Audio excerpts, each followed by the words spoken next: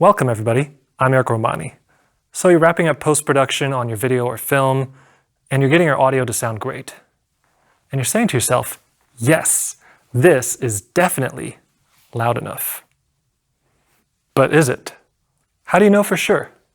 Well, on today's episode of How to Do Things, we're going to look at how to do loudness to spec and get a proper understanding of it.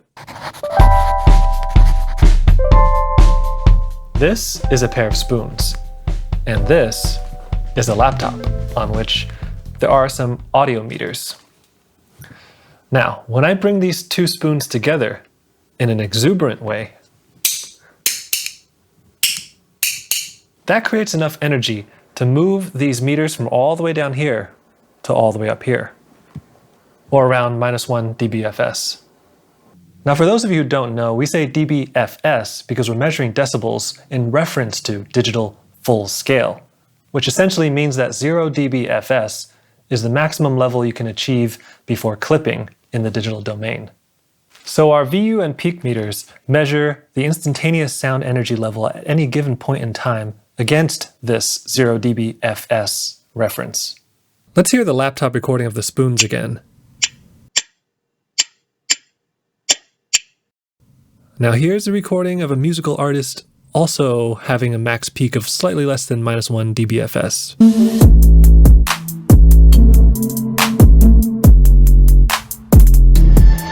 So shouldn't these two recordings sound equally as loud? No.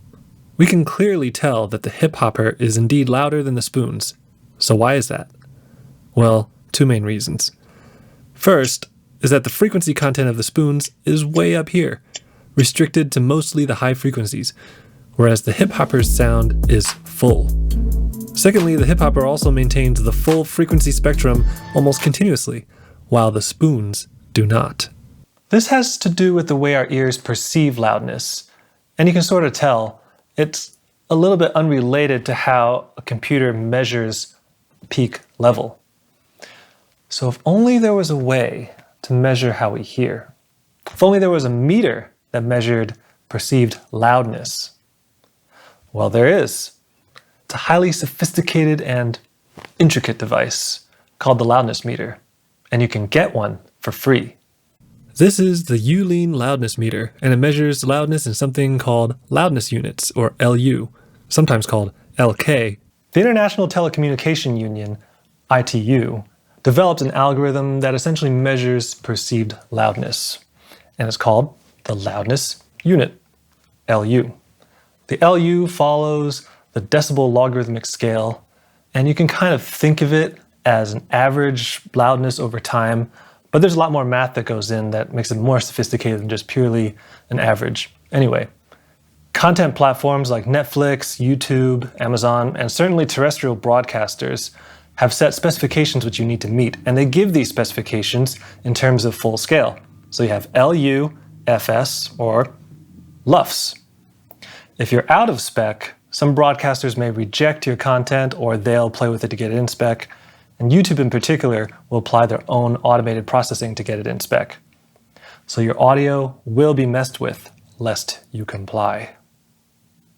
The standard for broadcast is -24 LUFS with loudness range LRA, also specified depending on what type of content you're producing. Broadcast spec requires a true peak value of no greater than -2 dBFS. Your loudness meter should give you a true peak readout as well, and you can control your peaks using a limiter that has true peak limiting. The YouTube spec, like many streaming specs, are -14 LUFS with peaks at -1 dB true peak. So that's a lot louder than the broadcast levels. And keep in mind, this is a measurement of your entire program front to back. Let's go over to Davinci Resolve.